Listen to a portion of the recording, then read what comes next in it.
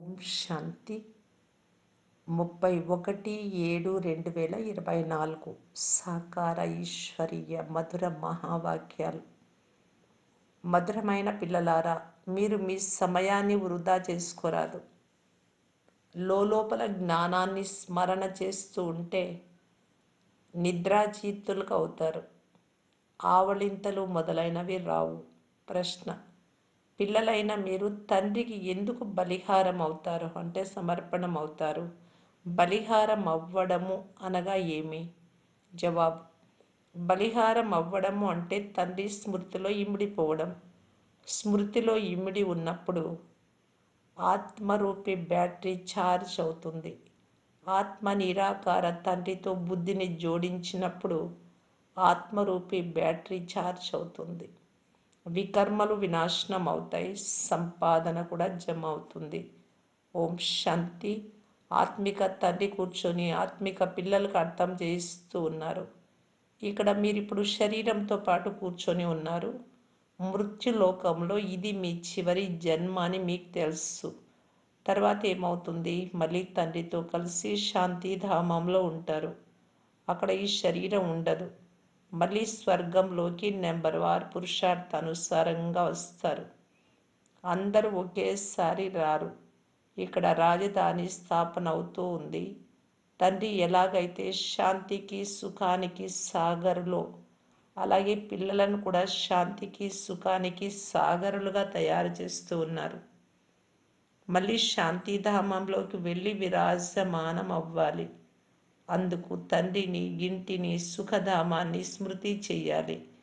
మీరిక్కడ ఎంతెంత ఈ స్థితిలో కూర్చుంటారో అంత మీ జన్మ జన్మల పాపాలు భస్మం అవుతాయి. దీనిని యోగాగ్ని అని అంటారు. సన్యాసులు సర్వశక్తివంతునితో యోగం చెయ్యరు. వారు నివాస స్థానమైన బ్రహ్మతత్వంతో యోగం జోడిస్తారు. వారు తత్వయోగులు.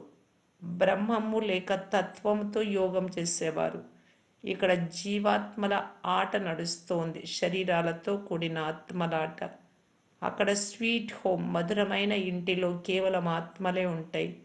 ఆ స్వీట్ హోమ్కు వెళ్లేందుకు ప్రపంచమంతా ప్రయత్నం చేస్తున్నారు. సన్యాసులు కూడా మేము బ్రహ్మంలో లీనం అవ్వాలి అని అంటారు. బ్రహ్మంలోకి వెళ్ళి నివసిస్తాము అని అన్నారు. ఇది మీరిప్పుడు అర్థం చేసుకున్నారు. భక్తి మార్గంలో ఏదో ఒకటి వింటూనే ఉంటారు. తండ్రి ఇక్కడికి వచ్చి కేవలం 2 విషయాలను అర్థం చేయిస్తారు. మంత్రం జపిస్తారు కదా. కొందరు గురువును స్మృతి చేస్తారు, కొందరు ఇంకెవరినో స్మృతి చేస్తారు. విద్యార్థులు టీచర్ను స్మృతి చేస్తారు.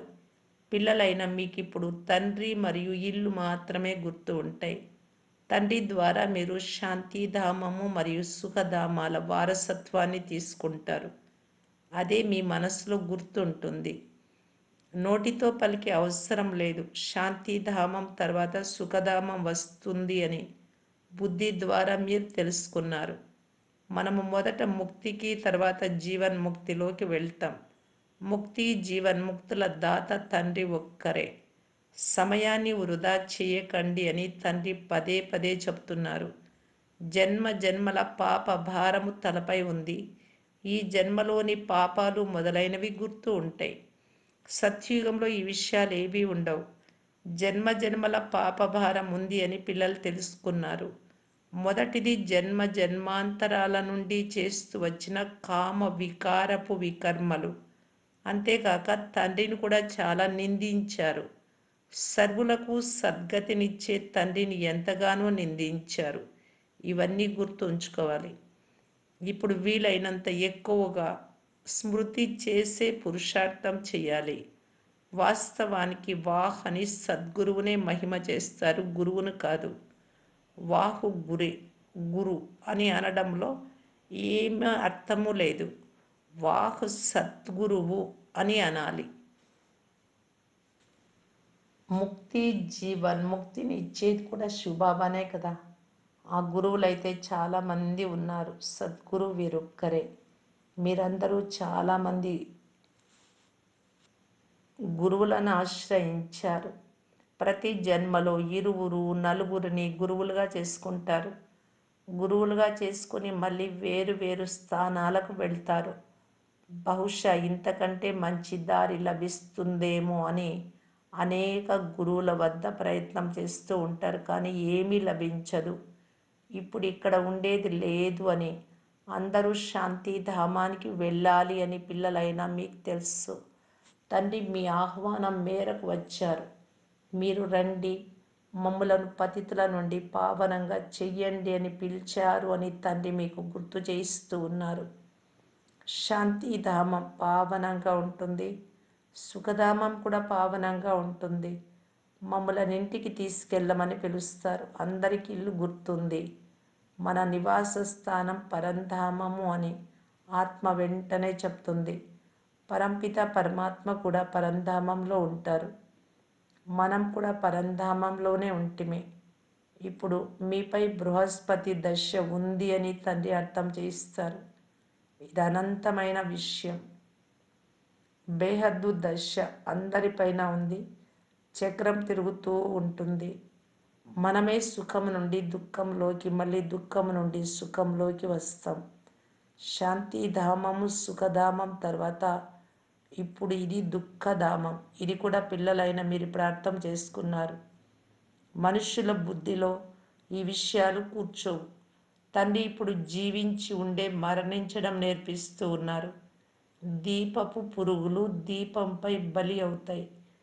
కొన్ని ప్రేయస్సులై కాలిపోతాయి, అంత ప్రేమ ఉంటుంది.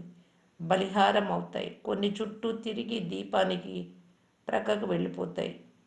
బ్రహ్మ కూడా బ్యాటరీయే కదా. అంతరి బుద్ధియోగము శివబాబాతోనే ఉంది. నిరాకార తండ్రితో ఈ బ్యాటరీ జోడింపబడి ఉంది. ఈ ఆత్మకైతే వారు చాలా సమీపంగా ఉన్నారు, కావున బ్రహ్మకు చాలా సులభం అవుతుంది. తండ్రిని స్మృతి చేయడం ద్వారా మీ బ్యాటరీ ఛార్జ్ అవుతూ ఉంటుంది. పిల్లలైన మీకు కొద్దిగా కష్టం అవుతుంది, బ్రహ్మబాబాకు సులభంగా ఉంటుంది. అయినా మీరెంత పురుషార్థం చేయవలసి ఉంటుందో అంత బ్రహ్మ కూడా చేయవలసి ఉంటుంది. ఇతడు ఎంత దగ్గరగా ఉన్నాడో అంత ఇతనిపై భారం కూడా ఉంది. ఎవరి తలపై బరువు బాధ్యత ఉంటుందో వారికి ఎలా నిద్ర పడుతుంది అని గాయనం కూడా ఉంది కదా. ఇతడిపై చాలా బరువు బాధ్యతలు ఉన్నాయి. తండ్రి అయితే సంపూర్ణంగానే ఉన్నారు. బ్రహ్మ సంపూర్ణంగా కావాలి. వీరు అందరి బాగోగులను చాలా చూసుకోవాల్సి ఉంటుంది. శివబాబా బ్రహ్మబాబా కలిసి ఉన్న ఆలోచనలైతే ఉంటాయి కదా. చింత, దుఃఖం కలిగించే దెబ్బలు పిల్లలపైన ఎంతగా పడుతుంటాయి. కర్మాతీత స్థితి అయితే చివరిలో వస్తుంది. అంతవరకు ఆలోచన కలుగుతూ ఉంటుంది. పిల్లల వద్ద నుండి లెటర్ రాకపోతే ఆరోగ్యం బాగలేదేమో అనే ఆలోచన వస్తుంది. సర్వీస్ సమాచారం వస్తే వారిని తప్పకుండా తండ్రి స్మృతి చేస్తారు.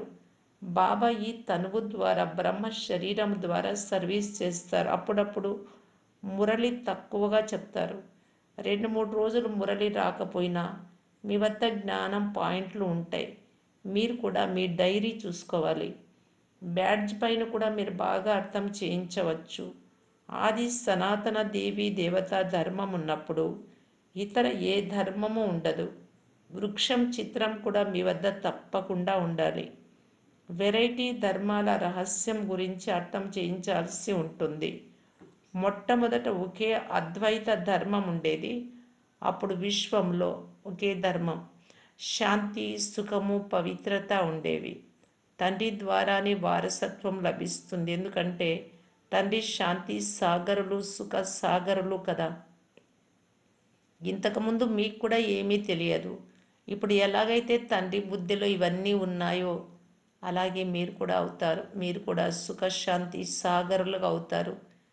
ఏ విషయాల లోపం ఉంది అని తమ లెక్కాచారాన్ని చూసుకోవాలి. ఎవరిని అసంతుష్టపరచకుండా నడుచుకునేంతటి ప్రేమ సాగరునిలా ఉన్నానా? నా నడవడిక ఎవరైనా అసంతుష్టగా అయ్యేలా ఉందా అని మీపై మీరు గమనం ఉంచుకోవాలి. బాబా ఆశీర్వాదాలు ఇస్తే అలా తయారైపోతాములే అని అనుకోరాదు. నేను డ్రామా అనుసారం నా సమయానికి వచ్చాను అని తండ్రి చెప్తున్నారు. ఈ కార్యక్రమం నాకు కల్పకల్పము ఉంది. ఈ జ్ఞానాన్ని ఇతరులు ఎవ్వరూ ఇవ్వలేరు. సత్యమైన తండ్రి, సత్యమైన టీచర్, సద్గురువు ఒక్కరే. ఈ నిశ్చయం మీకు దృఢంగా ఉంటే మీకు విజయం లభిస్తుంది. ఇప్పుడున్న అనేక ధర్మాలన్నీ వినాశనం అవ్వాల్సిందే. సత్యుగి సూర్యవంశం ఉన్నప్పుడు ఇతర ఏ వంశాలు ఉండవు. మళ్ళీ అదే విధంగా జరుగుతుంది. రోజంతా ఇలా మీతో మీరు మాట్లాడుకుంటూ ఉండండి. జ్ఞాన పాయింట్లు లోపల మెదులుతూ ఉండాలి. సంతోషంగా ఉండాలి. తండ్రిలో జ్ఞానం ఉంది, అది మీకు ఇప్పుడు లభిస్తూ ఉంది. దానిని ధారణ చేయాలి. సమయం వృధా చేయరాదు. రాత్రి కూడా మీకు సమయం లభిస్తుంది. ఆత్మ అవయవాలతో పని చేస్తూ చేస్తూ అలసిపోతే నిద్రపోవడం మీరు గమనిస్తారు. భక్తి మార్గంలోని మీ అలసటనంతా తండ్రి దూరం చేసి అలసట లేకుండా అతక్కగా చేస్తారు. ఆత్మ అలసిపోతే రాత్రి శరీరం నుండి భిన్నమవుతుంది. దీనినే నిద్ర అని అంటారు. నిద్రించేదెవరు? ఆత్మతో పాటు కర్మేంద్రియాలు కూడా నిద్రిస్తాయి. కావున రాత్రి నిద్రించే సమయంలో కూడా తండ్రిని స్మృతి చేస్తూ ఈ విధంగా ఆలోచిస్తూ ఆలోచిస్తూ నిద్రించాలి. చివర్లో రాత్రి పగలు మీరు నిద్రను జయించేవారుగా అవ్వవచ్చు. తర్వాత స్మృతిలోనే ఉంటారు, చాలా సంతోషంగా ఉంటారు. 84 జన్మల చక్రం త్రిప్పుతూ ఉంటారు. ఆవళింతలు లేక తూగురాదు. హే నిద్రను జయించే పిల్లలు, సంపాదన చేయనప్పుడు ఎప్పుడు నిద్రించరాదు. జ్ఞానంలో మస్త్ అయిపోయినప్పుడు మీకు అలాంటి స్థితి ఉంటుంది. ఇక్కడ మీరు కొద్ది సమయమే కూర్చుంటున్నారు. ఎప్పుడు ఆవలింతలు కునికిపాట్లు రాకూడదు. ఇతర వైపులకు గమనం వెళ్తే ఆవలింతలు వస్తాయి. పిల్లలైన మీరు ఇతరులను కూడా మీ సమానంగా తయారు చేయాలి అని గమనం ఉండాలి. ప్రజలైతే కావాలి కదా, లేకుంటే రాజులుగా ఎలా అవుతారు? ధనంనిస్తూ ఉంటే ధనము తరగదు అని ఇతరులకు అర్థం చేయిస్తారు. దానం చేస్తూ ఉంటే ఎప్పటికీ తరిగిపోదు, లేకపోతే జమ అవ్వదు. మనుష్యులు చాలా పిసినారులుగా ఉదాసీనంగా కూడా ఉంటారు. ధనం గురించి చాలా కొట్లాడుకుంటూ ఉంటారు. తండ్రి చెప్తున్నారు ఇక్కడ, నేను మీకు అవినాశి ధనముని ఇస్తాను, దానిని మీరు మళ్ళీ ఇతరులకు ఇస్తూ ఉండండి. ఇందులో పిసినారిగా అవ్వరాదు. దానం చేయకపోతే అది ఉన్నా లేనట్లే. ఈ సంపాదన అలాంటిది. ఇందులో పోట్లాటలు మొదలైన వాటి మాటే లేదు. దీనిని గుప్తమని అంటారు. మీరు గుప్త సైనికులు. 5 వికారాలతో మీరు యుద్ధం చేస్తారు. మిమ్మలను గుప్త సైనికులని అంటారు. కాలినడక సైన్యం చాలా ఉంటుంది. ఇక్కడ కూడా అలాగే ప్రజలు చాలామంది ఉన్నారు. కెప్టెన్లు, ముఖ్య అధికారులు, మేజర్లు మొదలైన వారందరూ ఉన్నారు. మీరు సైనికులు. మీలో కూడా నెంబర్ వారుగా ఉన్నారు. ఎవరు కమాండరో, ఎవరు మేజరో బాగా అర్థం చేసుకుంటారు. మహారథులు, అశ్వారూఢులు ఉన్నారు కదా, 3 విధాలుగా అర్థం చేయించేవారు ఉన్నారు అని బాబాకు తెలుసు. మీరు అవినాశి జ్ఞాన రత్నాల వ్యాపారం చేస్తున్నారు. గురువులు కూడా వ్యాపారం నేర్పిస్తారు. గురువు వెళ్ళిపోతే వారి తర్వాత శిష్యులు నడిపిస్తారు కదా, అది స్థూలమైనది, ఇది సూక్ష్మమైనది. అనేక విధాలైన ధర్మాలు ఉన్నాయి. ప్రతి ఒక్కరికి వారి వారి మతం ఉంది. వారు ఏం నేర్పిస్తూ ఉన్నారో, ఏమేమి చెప్తున్నారో ఆ విషయాలు మీరు కూడా వెళ్ళి వినవచ్చు. తండ్రి మీకు 84 జన్మల కథను అర్థం చేయిస్తారు. పిల్లలైన మీకే తండ్రి వచ్చి వారసత్వమును ఇస్తారు. ఇది డ్రామాలో నిర్ణయించబడింది. కలియుగము చివరి వరకు ఆత్మలు వస్తూనే ఉంటారు, వృద్ధి చెందుతూ ఉంటారు. తండ్రి ఇక్కడ ఉన్నంత వరకు సంఖ్య పెరుగుతూనే ఉంటుంది. తర్వాత ఇంతమంది ఎక్కడ ఉంటారు, ఎక్కడ భోంచేస్తారు, లెక్కాచారం అంతా ఉంచాల్సి వస్తుంది కదా. అక్కడ సత్యుగంలో ఇంతమంది మనుషులు ఉండరు. తినేవారు తక్కువ. అందరికీ వారి వారి పంట ఉంటుంది. ధాన్యం ఉంచుకొని ఏం చేస్తారు? ఇక్కడ చేస్తున్న విధంగా అక్కడ వర్షం కొరకు యజ్ఞాలు మొదలైనవి చేయాల్సిన పని ఉండదు. ఇప్పుడు తండ్రి యజ్ఞాన్ని రచించారు. మొత్తం పాత సృష్టి అంతా యజ్ఞంలో స్వాహ అవ్వాలి. ఇది బేహద్దు యజ్ఞం. వారు హద్దు యజ్ఞాన్ని వర్షం కొరకు రచిస్తారు. వర్షం పడితే యజ్ఞం సఫలమైంది అని సంతోషిస్తారు. వర్షం కురవకపోతే ధాన్యం ఉండదు, కరువులు వస్తాయి. భలే యజ్ఞాలు మొదలైనవి రచిస్తారు. యజ్ఞం చేసిన వర్షం కురవకపోతే ఏం చేయగలరు? అనేక ఆపదలు రానున్నాయి. రోకటిల్లావంత వర్షధారలు, భూకంపాలు మొదలైనవి జరగనున్నాయి. డ్రామా చక్రాన్ని అయితే పిల్లలైన మీరు అర్థం చేసుకున్నారు. ఈ చక్రం కూడా చాలా పెద్దదిగా ఉండాలి. మంచి మంచి ముఖ్య స్థానాలలో ఈ చిత్రాలను ప్రదర్శిస్తే గొప్ప గొప్ప వారు చదువుతారు. ఇప్పుడు పురుషోత్తమ సంగం యుగము అని అందరూ తప్పకుండా అర్థం చేసుకుంటారు. కలియుగంలో చాలామంది మనుషులున్నారు.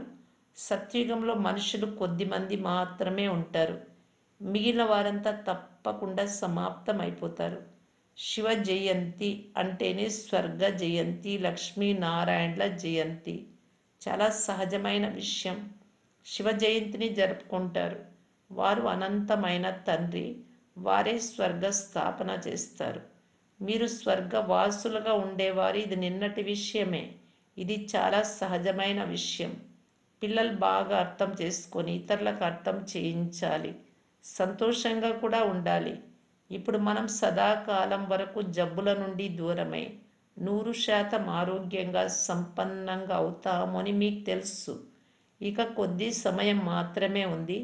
ఎన్ని దుఃఖాలున్నా, మృత్యువు మొదలైనవి జరిగినా మీరు ఆ సమయంలో కూడా చాలా సంతోషంగా ఉంటారు. మృత్యువు రావాల్సిందేనని మీకు తెలుసు. ఇది కల్పకల్పము జరిగే ఆట. ఏ చింత ఉండదు. ఎవరైతే దృఢంగా ఉంటారో వారు ఎప్పటికీ అయ్యో అయ్యో అని అనరు. ఆపరేషన్ జరిగేటప్పుడు చూసిన కొందరికి కళ్ళు తల తిరుగుతాయి. ఇప్పుడైతే ఎంతో పెద్ద మృత్యువు జరుగుతుంది. ఇదంతా జరగాల్సిందేనని పిల్లలైనా మీకు తెలుసు.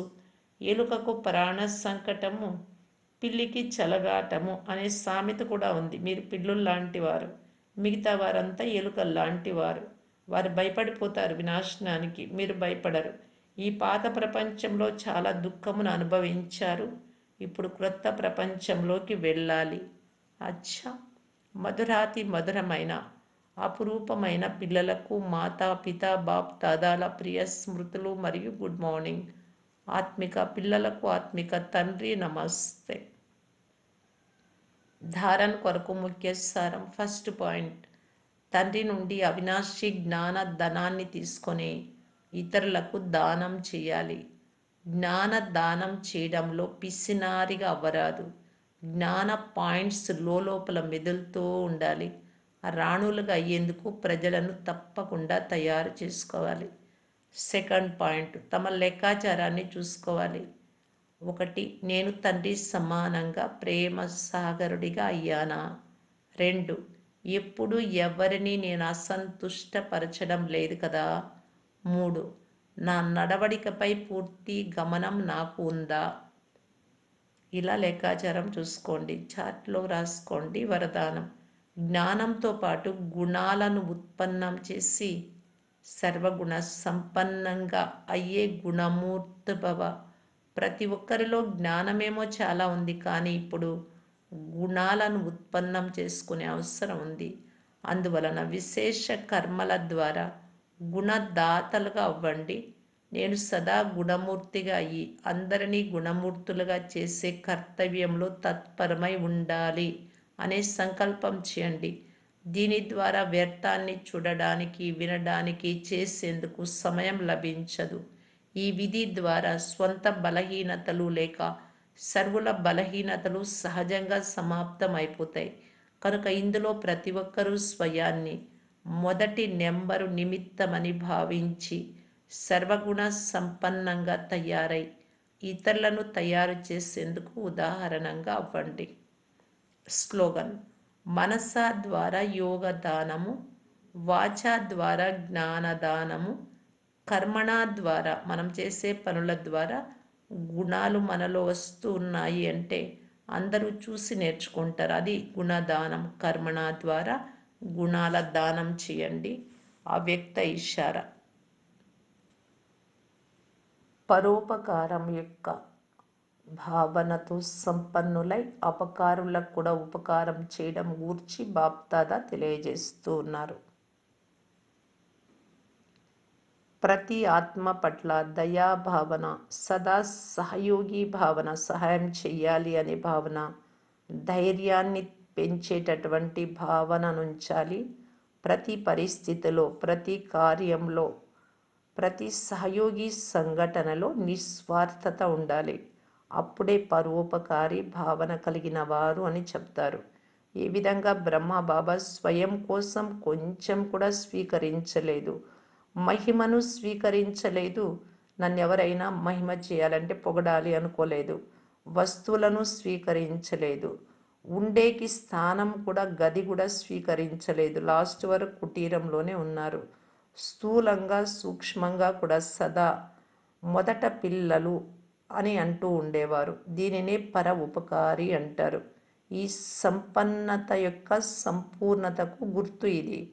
ఇందులో మీరు కూడా ఫాదర్ అయ్యి తండ్రి సమానంగా కండి. ఓం శాంతి.